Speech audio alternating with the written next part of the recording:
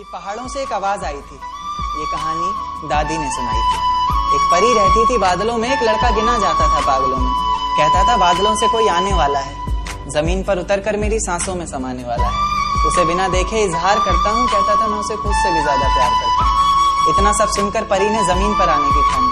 माँ ने रोका, बाबा ने समझाया, पर किसी की एक न मानी। रात का वक्त, चारों तरफ अंधेरा था, रोशनी के नाम पर बस चांद का बसेरा। अब चांद से याद आया कि चांद की रोशनी भी तो फीकी पड़ जाएगी जब वो उतरकर मेरी छत पर आएगी।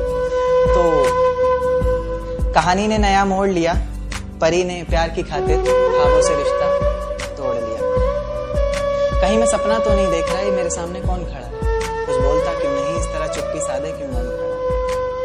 फिर उसने कहा कि माँ बाबा घर बार सब